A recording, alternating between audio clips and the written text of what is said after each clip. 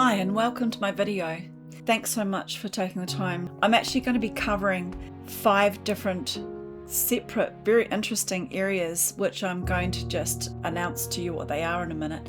But I thought that before I do, I'm going to give a quick introduction to who I am for any newcomers who have just come across my channel. My name's Shelley, and what I've done is I've been working to recover, discover and compose and put together God's calendar. I didn't know if it was out there. I went in search of it, and it's been an extraordinary journey. So if you'd like to know more about that, go back to my channel. You'll see down in the corner there, The Little Lamb That Roared is the name of my YouTube channel. You can click on there, and you're probably watching this from YouTube anyway, although this video, like everything I do, is put into a Dropbox for people to have access to offline as well. I think that's going to be very important in the upcoming days, and you'll soon know why. So there's a little bit about me down there, a wee bio, and let's get into it. Today's video is in chapters you can jump to. So firstly, I'm going to be answering a question which has been brought to my attention, and I think it warrants clarification, and that was, have the dates been changed on the calendar? Very fair question. No, they haven't, but I'll need to explain what it is you've seen, so I can make sure you understand, and everyone else does, why some things look a little different. Then we're going to be covering how planets fit the calendar better than any other. It's been a mind-blowing experience to make these discoveries and to find out about how God's harmonious calculations work together. Just outrageous. And scientific calculations, we find out, were not so scientific. The next thing I want to show you is, how long is an Earth Day? We're not talking about how long do we celebrate a day in recognition of God's beautiful earth, but I'm talking about 365 days per year. Aren't those days all 24 hours? I thought they were. So we'll touch on that. But then for the watchers who are awaiting Jesus, this I will hopefully get to you in time. Crazy thing is, my clock's just turned July 23, and this is a video about July 23. However, the information in this particular video is going to be very, very helpful, along with all of the material that I've put together. Actually, there's a fair bit of it. It would take time, but I'm hoping it's going to be really valuable in the days ahead, and that there'll be certain people that will have a real connection with finding out more and understanding what they can use to navigate their way forward in some really biblical times that are coming. So that will explain to you why July 23 holds great merit as a watch day. And then I'm going to be showing you some signs in regards to the sky, also touching on matters of the seasons. And if you're thinking about doing screenshots, you can honestly save yourself. I actually save all of these slides as an image, put them in the folder for you, and there's no obligation to join anything. I don't need your emails. That's just all there for you to access for free, no charge.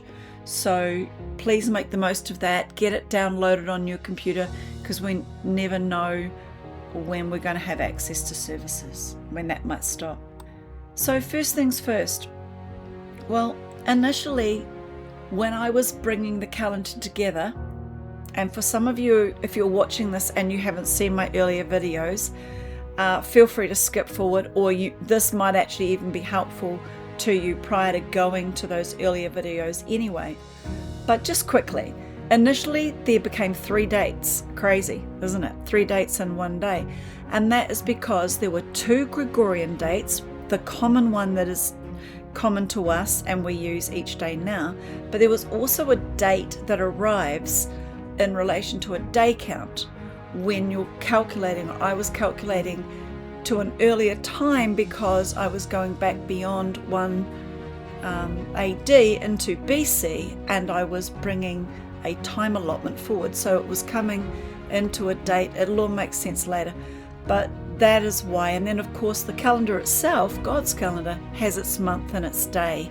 So there were those three that were all fighting for attention, and I needed to make sure that I covered everything to get that all correct. And so the redirection of the full moon on the Gregorian calendar date for May the 1st was necessary to bring it into alignment with the day count, as the common Gregorian dates were arriving on what we call a year 1 of 3, whereas the true TC, the calendar year, was on a year 2 of 3.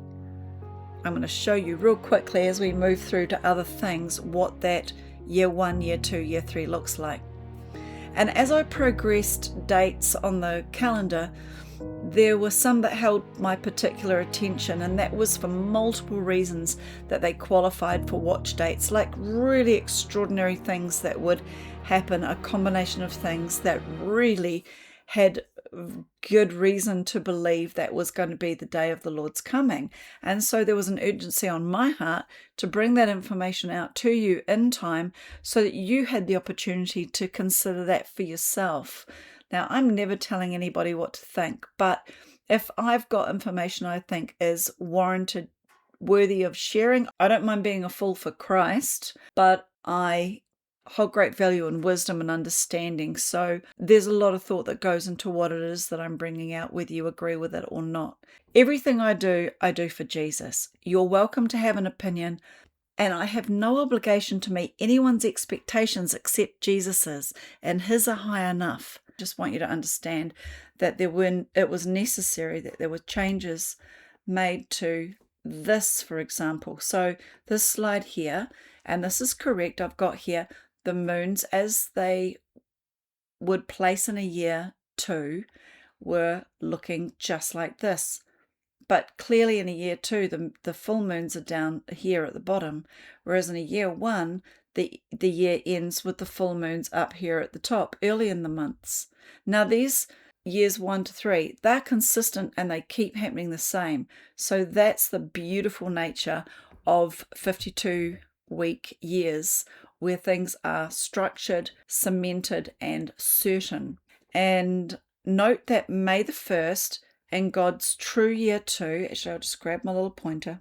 I'm working 2 screens, guys, so if you see the pointer dashing all over the place, it's because I'm trying to get it down. Note that May the 1st, which is up here, note that May the 1st and God's true year 2 is on day 3 of month 12. So what you're looking at is the end of God's year, and then the end of the year that the Gregorian dates worked out to.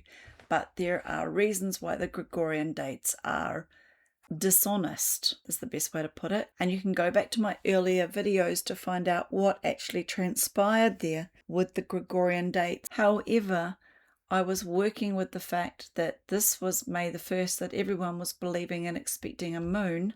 And here in God's correct year 2, there was no moon. So I realized that with the date alignment, I would need to identify which of these moons down here, May the 23rd, April the 23rd, was the correct moon to be named for May the 1st. I mean, a moon's a moon. You can name it anything you like. As it happens, some things have been done to the calendar so that we are a little confused about where we are right now.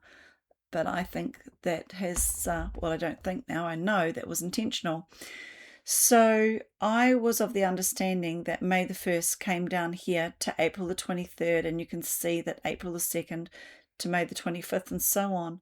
But actually, as it turns out, this placement of May the 1st actually needed to come down to May the 23rd.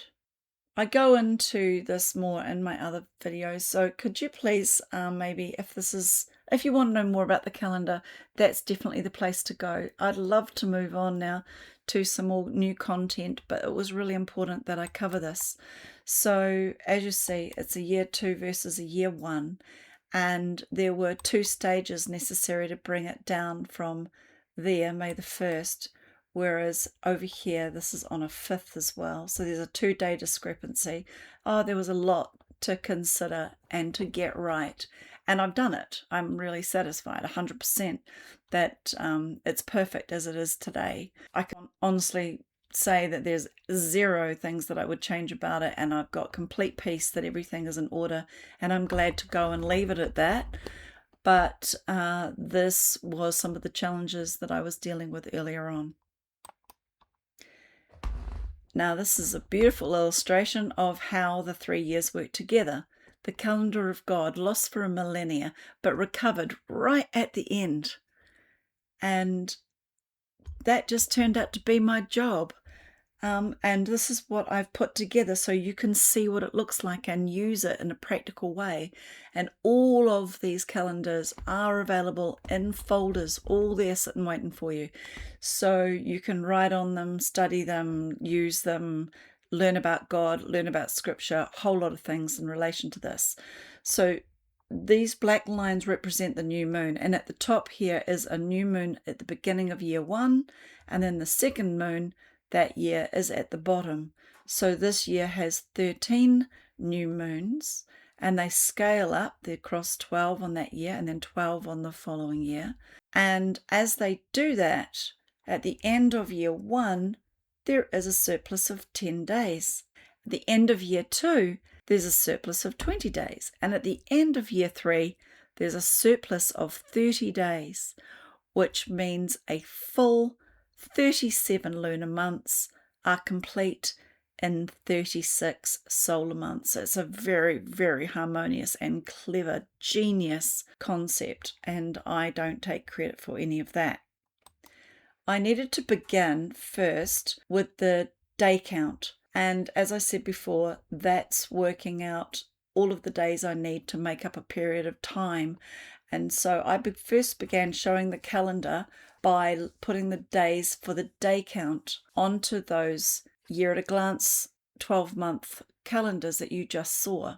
And as a result, when I amended those moons to shift May the 1st down to the moon that was being represented as May the 23rd, I needed to shift all the dates. It was a big job. I've done it multiple times and shifted every single one of those dates that are Gregorian into those white columns alongside of the dates for the calendar, so that you now have a clear correlation of where we are, and that makes it much easier. But earlier on, with my first presentation of it, thinking that if this isn't completely right, it's best I get it out to the world, because I've put so much work into it that if the Lord comes and takes us now, someone's going to pick it up and go from there. But as it was, I got the grace to perfect and finish it, and the questions I got back from a number of people were actually really helpful to me too. So thank you for that. Where I'm using, and coming back to the slide, where I'm using time and date, however, it has limitations. It doesn't go back beyond 1 AD. So because I was wanting to refer to May the 1st in 1 BC, as you see here, I had to revert to using 1 AD for 1 BC, the year prior. And so that I could make sure that obviously the day count is correct, I needed to adjust what would have been 2026 where we were. However, remember, I'm wanting to go back into 1 BC, so I needed to make the May 29, 2027. I think I've explained that clearly enough. So this total number of days gave a perfect finished number of weeks, and that accounts for exactly 2033 years. I break down every single step of those day counts for all categories of the periods throughout Scripture. We count from Adam and therefore forward to the end of the tribulation. So it's all in there. It's very spreadsheety. I'm a bit like that, because sometimes with this sort of stuff, there's no other way to do it. So yeah, have fun. So coming back to this year at a glance arrangement. So the day count, full moon of May the 23rd, which you see down here, May the 23rd, and I had all of these dates running through here, except I had them in this column with May the 1st up there, as you remember from the first example I showed you. But May the 1st because of two discrepancies with the Gregorian, needed to come forward a full moon phase. When I say full moon phase, I'm talking about from year to year, where there's, in God's calendar, a surplus of 10 days each year. But the Gregorian, which I was having to refer to, has a surplus of 11 days.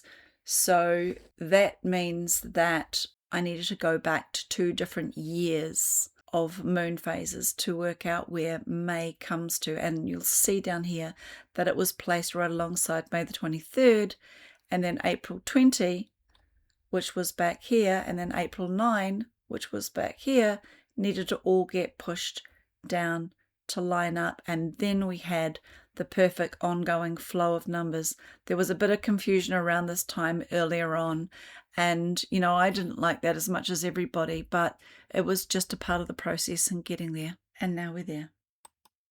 I really tried not to lose you in translation, believe me, but I really had 3 languages going on in my head all at once, and I didn't do too badly with all of that. In fact, that's probably why God chose me, and I am a little bit, I don't know, there's something about my brain, but it all came together very well.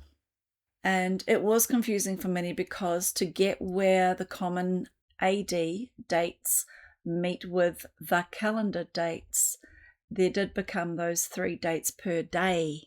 Okay, and this is the list of what I just explained: the day count number of days since 1 TC, the Gregorian, which is our common date in AD, but that plays out in a different year of God's 3 years, and then there's the calendar year, month, and day of the calendar itself. But once we moved beyond that and had the correct full moon established for May the 23rd in a year 2 of 3, with May the 1st, we were done.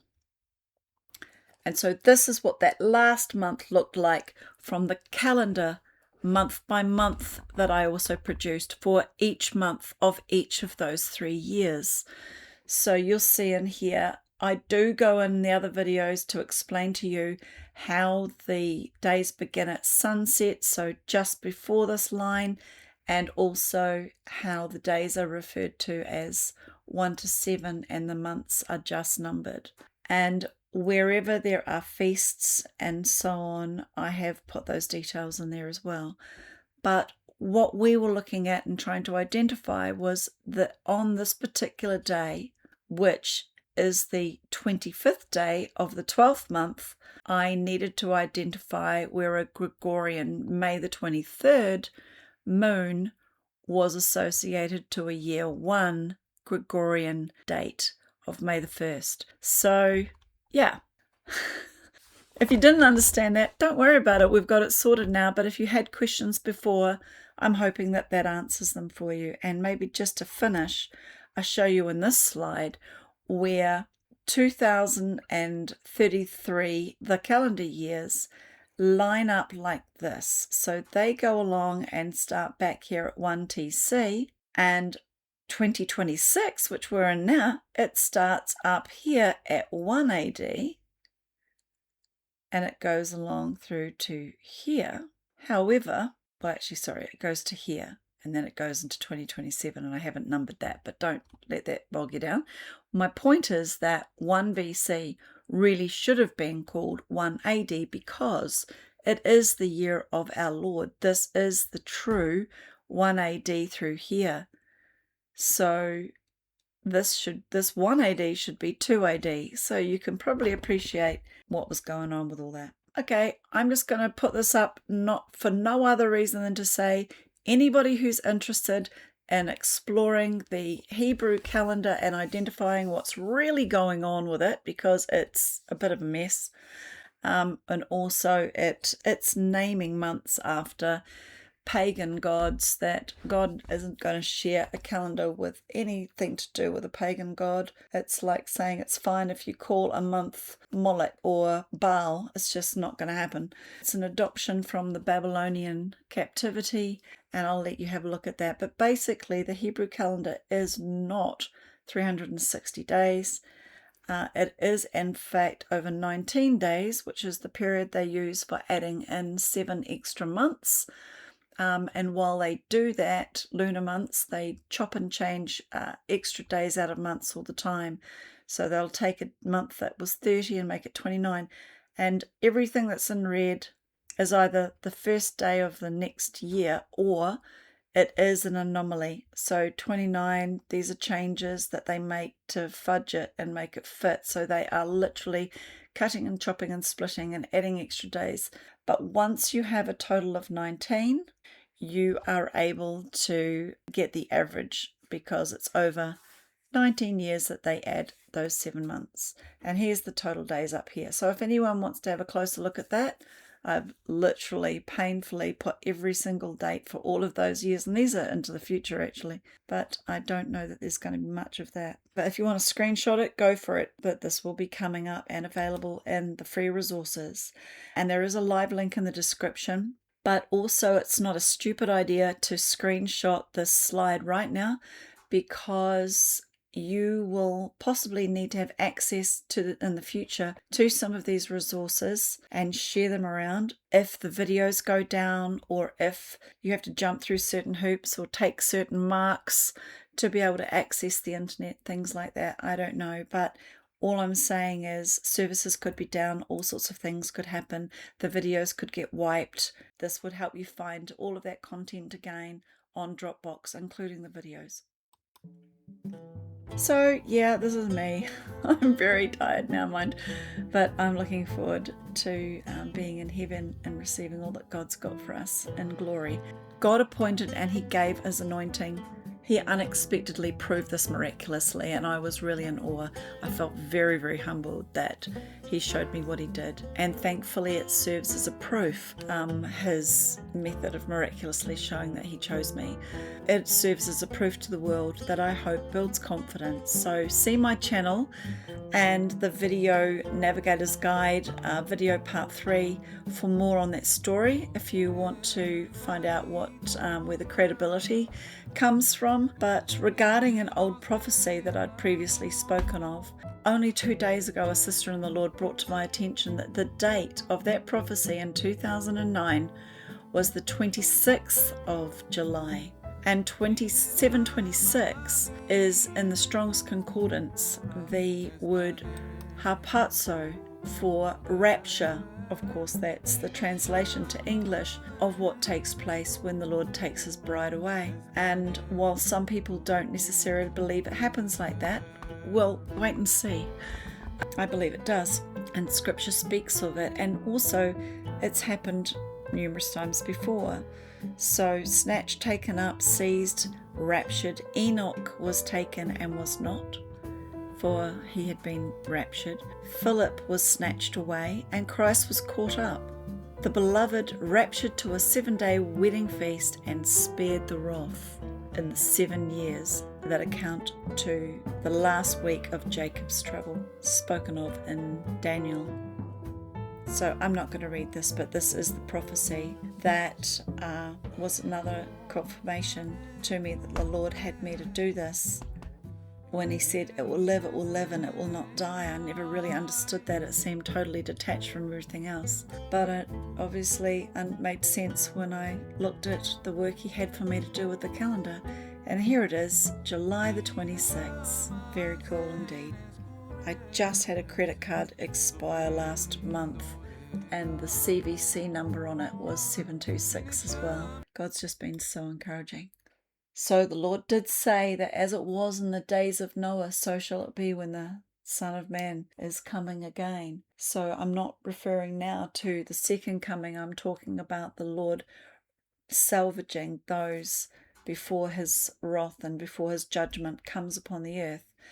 And Enoch warns of strange weather and short seasons in the day of sinners. And I've got this out of my book. I've got a hardcover Sefer, and the 80th chapter of Enoch is specifically stating that things were revealed to Enoch, that you'll see the sun and the moon and the conduct of the stars will cause their operations and seasons and arrivals to return, that the days of the sinners and the years will be shortened, and their seed will be backward in their prolific soil. So it speaks of all sorts of things being irregular and out of time. And I think with people being very fixated on specific seasonal times, starting with the sun, which is correct. However, they don't recognize other involvement from the other luminaries either, and that there's a rhythm and a system that happens. But more on that later. Something I do want to cover, because I think people are very unaware and concerningly unaware of what is happening in our world right now without much publicity. The militarization with robots, the training of robots to destroy and fight and kill, Palantir, and all of the different work that Sam Altman and many others are involved in is very concerning. And people are asking, will killer robots destroy us? Well, anyone working on AI safety will tell you, anyone with any credibility will tell you 100% they are going to.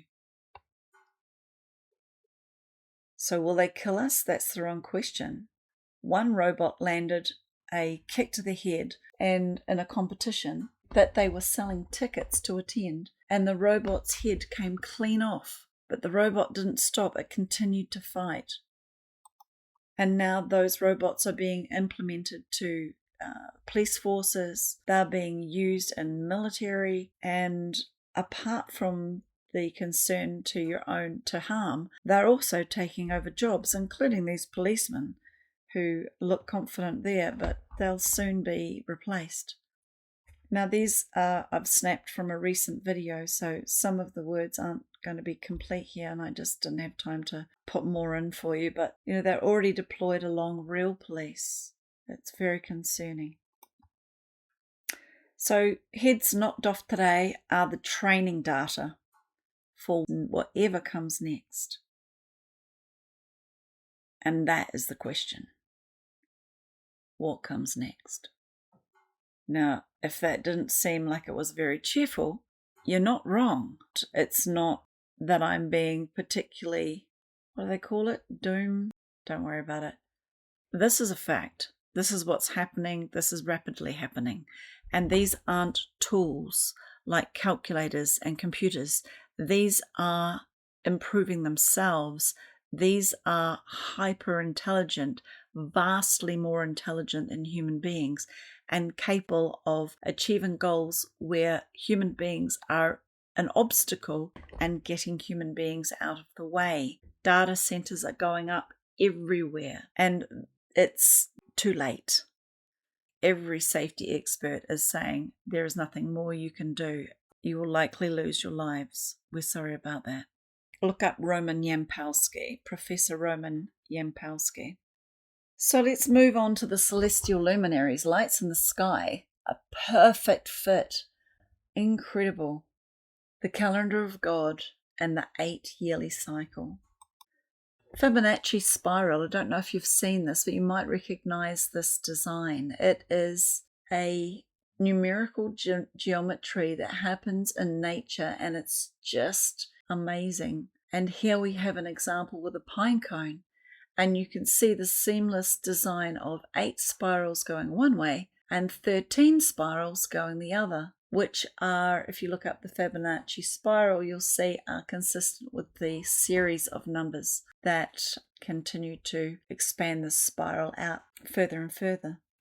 So with Venus being the leader of the spring according to God's calendar, it has a certain path that it takes, and it has a program that works in with God's perfect earth. And the 364 days, where 224 is divided into it, brings a formula that fits to an equation of 18 and 13. So the equal portions to both of these years are 28 days. That doesn't mean that's a month, by the way, but it is a process whereby Venus and Earth match in perfect harmony. Here are some phenomenal examples of God's design and creation, where to suggest this is chance means you know nothing about design. Design is a very thought out process. Good design takes intelligence and it takes knowledge, and it only works with intention. So I think that these images speak for themselves when you recognize how stunning they all are. The beautiful thing about this is the little star inside here is exactly the same as is found in the path of Venus. And this also, in the spirals out, has the same thing happening. This, I counted, was 13. This, I counted, was 5. See if you can see it. So in an earlier video, I gave some examples of incredible perfection in God's calculations. Extraordinary. I've never seen numbers do anything so gorgeous like the design that we just looked at. I know numbers are numbers, right? But when you see the way that these behave, it's incredible. And it makes it obvious to you that this stands out as truth where everything else pales by comparison. So that's in my earlier video. But the other thing that I find amazing about the number 364 is that, well, you'll see for yourself, it's just crazy how it works with other numbers. And when it doesn't, you know that that will never work. It's not right. But 3 is the number of God, the Trinity, and 6 is the number of man, the subject of God's love and attention, and 4 is the number attributed to the material world that time applies to right now. And God's calculations are perfect and the examples are limitless. So 364 does extraordinary things. And here is the path of Venus in its trajectory, and underneath it, actually, you can see these darker lines that make up this beautiful flower, this petal arrangement, and expands out. Well, interestingly enough, underneath it, you're seeing Mars in relationship with it too. So Mars, see the perfect sequential order that this also works in. It's just a beautiful thing. Now, God's perfect geometric, geocentric designs, these are only identified if you are the Lord above the firmament, looking down upon the earth and looking through this pattern and seeing it that way. That's why these astronomers have pointed out that this geometric pattern is a geocentric design, and all of creation is made whole. It's not fractured unless a portion, in turn creates a whole. Where something is never going to do that, the irregulation, which I had to look up to see if I could use it because I thought it's apparently an obsolete word since the 80s, or don't remember exactly, but it's perfect here. So irregulation is a construction of mutation and disorder, and it's inconsistent with God's design, and you're not looking at irregulation here. The next slide shows us the geometric, geocentric paths of the celestial luminaries. Aren't they amazing? Aren't they fabulous? How they all fit, by the way, too, inside of each other. They all complement each other and they layer up. And Mercury does this funny little 88-day year, real quick and fast. Imagine this is Polaris in the night sky as well, with all of the stars going around, creating that perfect circle that you've seen with those time-lapse photographs. So that is, in the course of a night, they come back around and close off perfectly. No spiral, no wobble, perfect circles. And this is Venus, as I was speaking about with the petals. And that was Mars that you could see underneath, working together with Venus. And Jupiter, which has its 12 circuits and operates. And then Saturn, which actually works to 29.5 years. Venus has this perfect relationship of the 8 and 13, like you saw on the pine cones. Here I wanted to show you the luminaries in relation to each other as well as to the calendar. So Venus and the calendar, 224 Venus day divided into the 364 calendar day gives this perfect series of repeating numbers again and again. And we see this sort of thing all the time. In fact, that's how we know that we've got the fraction right. Most of the time, if it doesn't do that, it can be different, but when you find and divide it and it makes a whole, that's fine, but otherwise you see this regularly. And then with the Mars year, with Venus, the 686-day Mars year, notice I've got no fractions on the end of these. I've eliminated those because they're just there to confuse you and make it all look too hard to work out, but it's not. So those Mars years and the 224-day Venus years multiply into each other perfectly as well. 16 Mars years is exactly to the day 49 Venus years, which is just like a jubilee. Well, of course, the Venus years are shorter, but the number again. And then Saturn, versus the Venus years, they divide in perfectly 48 times, which is, again, is harmonious with how they all work together. And then there's little crazy old Mercury, which is not a season leader. These three are together with the Sun. They introduce the seasons with the Sun each year. But this is a funny little calculation. This excerpt is taken from our blog, and in that blog they are presenting, which is great, the Venetian year versus the Earth year according to how the scientists are calculating it, okay?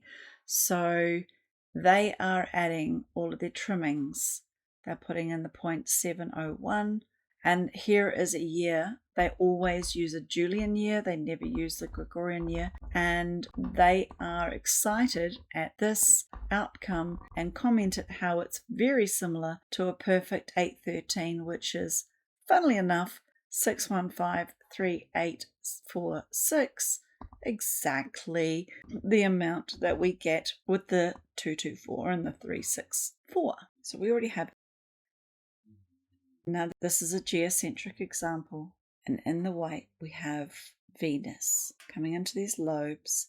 Now next time it's going to come into this one across here, because it skips 2 and comes into the third, and then it's going to skip 2 and come into this third.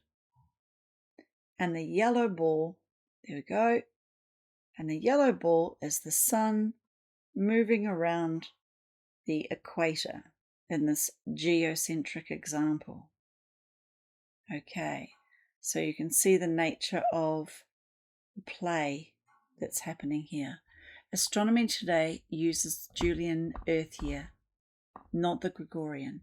And as I just showed you before, these are the ratios for the years that they give us, and the surplus from the 13 when times by 28, which is the whole point of the 8-13 ratio, I'll show you in a minute, gives us 1.25 days.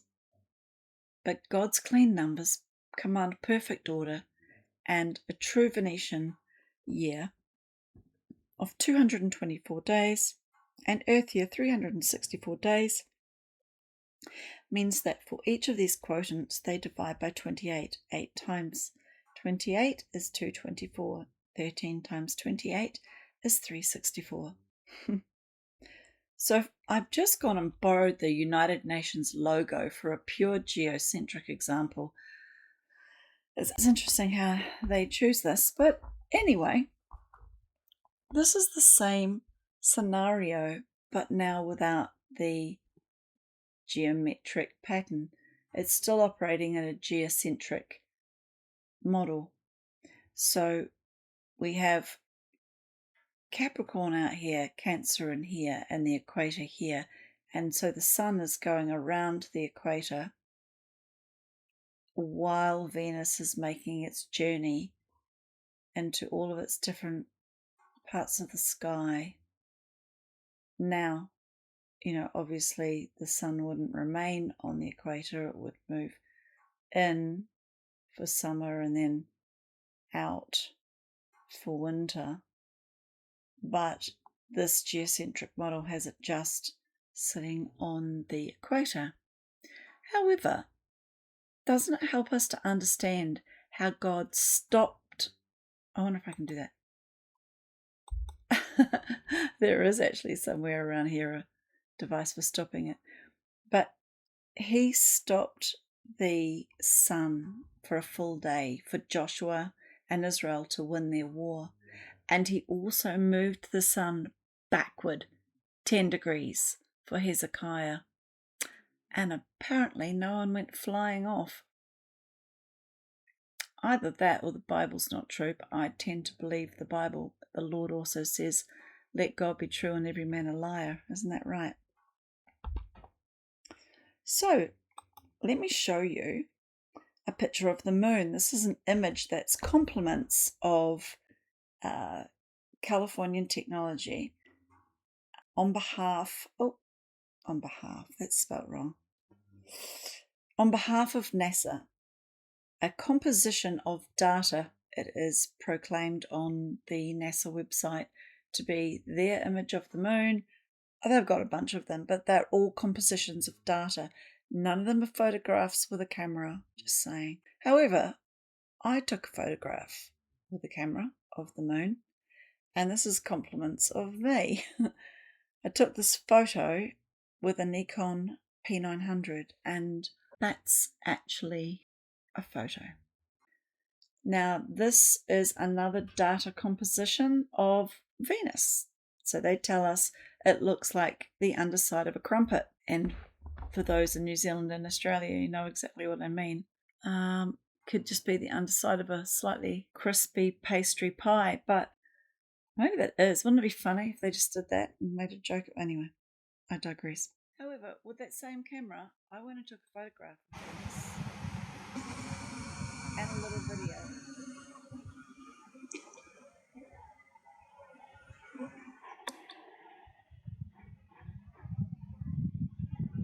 My photograph is on the left, obviously. Now, Venus is a wee way away, so... That is Venus. That is Venus. I'll go as close as I can. It would have been nice if I had a tripod. Go back out. There we go. 1 minute steady, I'm not on a tripod.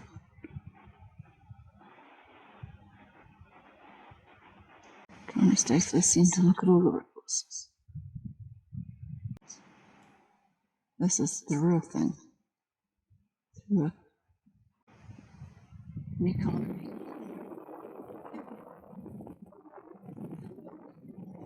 Just got a bit windy. Not clear now.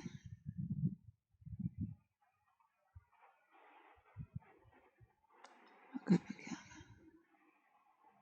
Now on Venus, when you're looking through the lens at it, which I can't very well capture on this, maybe you get a little bit of that floatiness, but it looks like you're looking at it underwater. That's Venus. It's a plasma or a frequency or water or something other than what they tell us. You can't land on that. Well, I know that you can't land on it. No one ever said you could. But okay. It's also not that underside of a crusty pie either.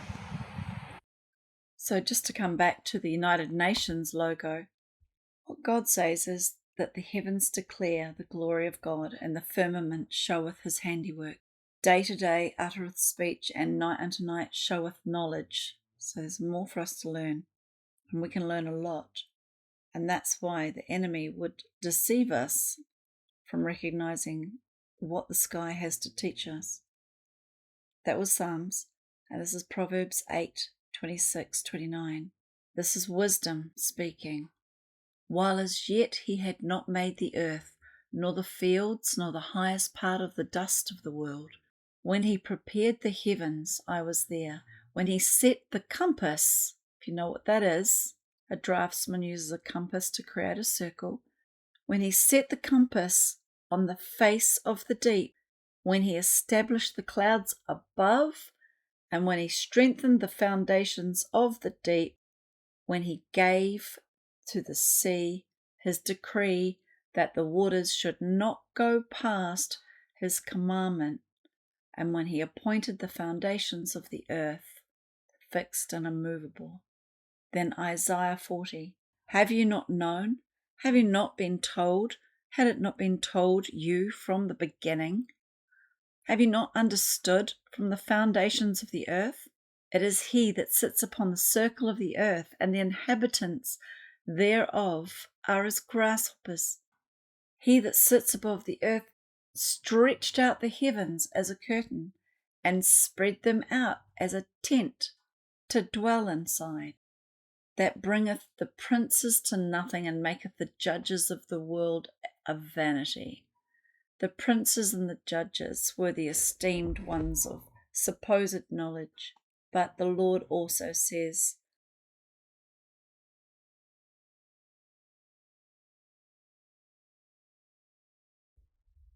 so before we go on to the Earth Day, I just want to show you that I went to a little bit of work. This is a tiny bit of work compared to, I literally went back from 1 AD to 45 BC to establish how the moon's calculated up until Christ's crucifixion, because they deviate according to the information we're given by 7 days and then deviate back in again.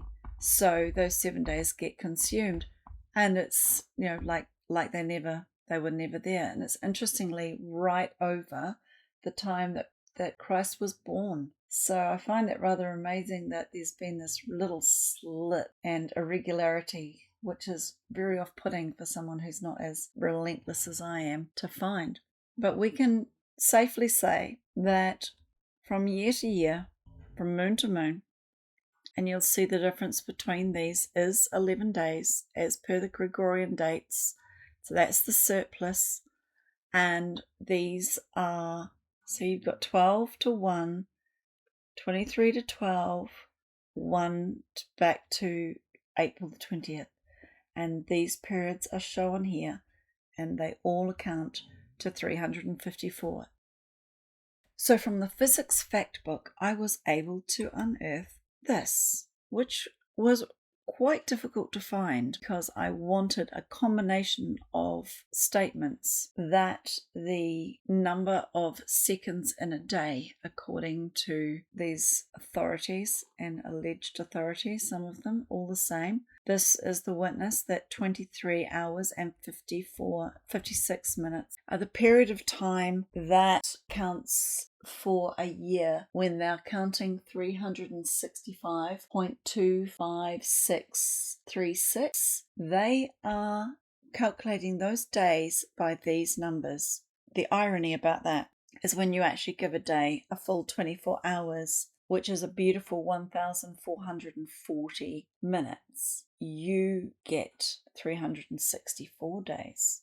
So on the face of it, it looks like we are counting years of days that are longer, but in fact, they are manipulating those. So here's another example of what they're doing. They are suggesting that a sidereal day, which is starting on one point and going around and back, that they're suggesting that that is 23 hours and 56 minutes, and that 24 hours goes past that by another degree, but that you go around, you complete that sidereal day. They're suggesting that 24 hours is moving past that intersection and continuing on to here. A load of rubbish, by the way. So much of what we're told is lies. It's just absurd. Just absurd. So here is a breakdown, a quick video so you can see I have collected a vast amount of data in relation to Venus primarily, a little bit of information on Mars in relation to it, and also Saturn, but definitely the Sun and the Moon, and working out through the years, although I've got to admit I put in the equinox dates and made the line through, which was still quite accurate to the beginning of the years, but I also realized that I hadn't been calculating for those days in a alleged sidereal day. Somebody's going to have fun with this one day. You can have it.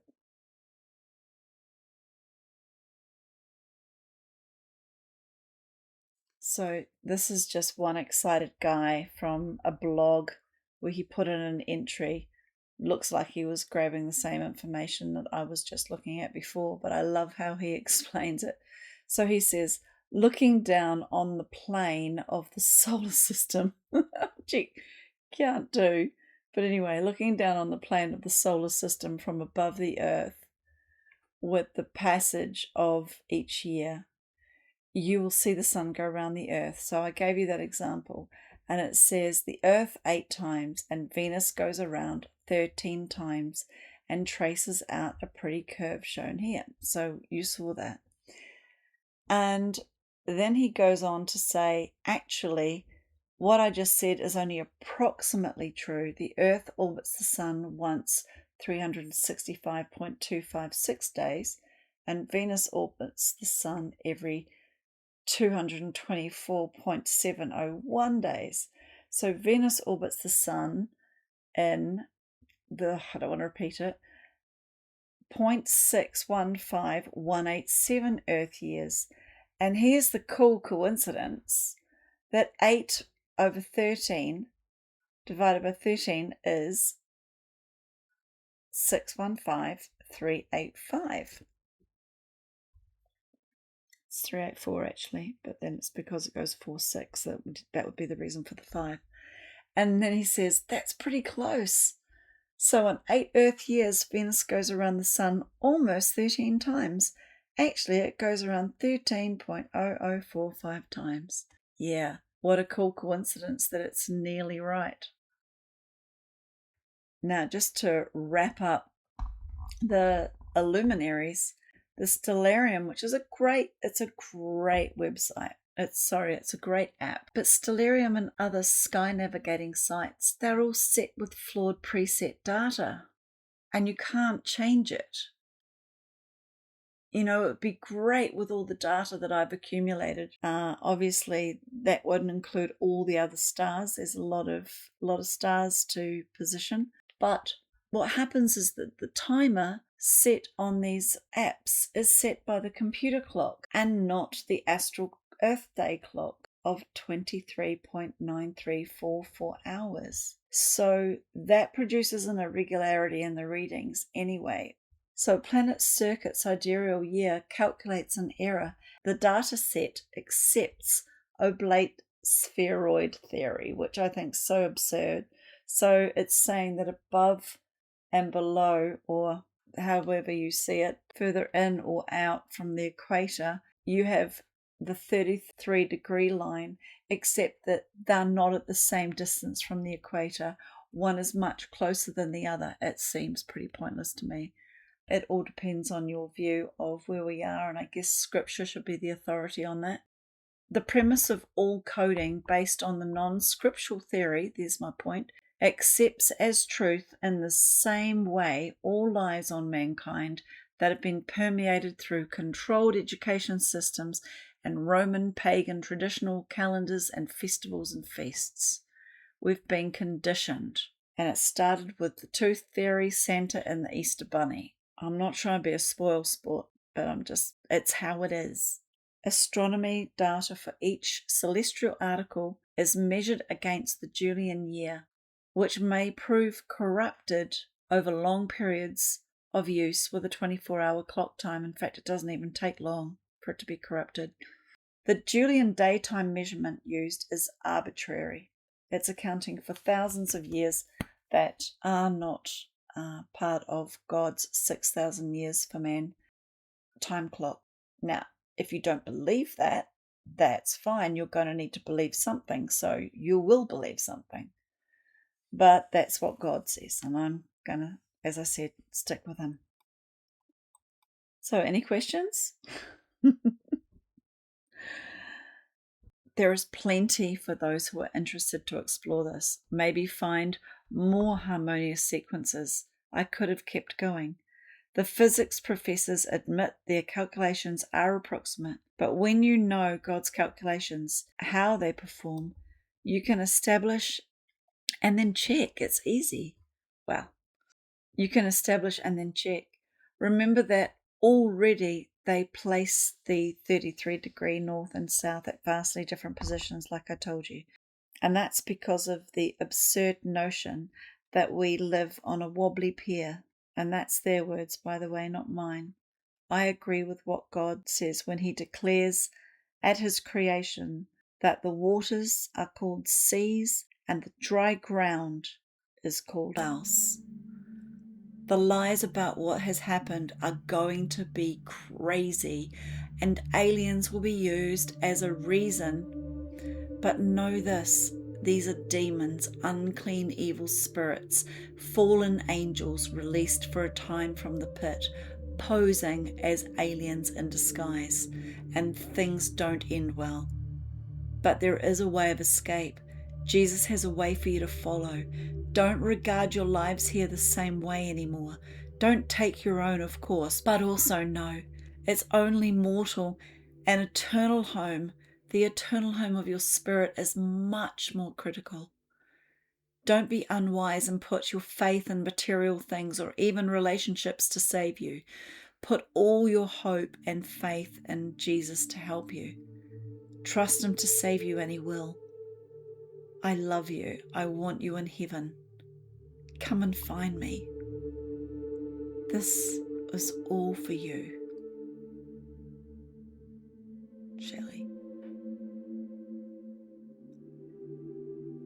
Come to me, all you who are weary and heavy laden, and I will give you rest. For I have loved you with an everlasting love. Therefore, with loving kindness, I have drawn you.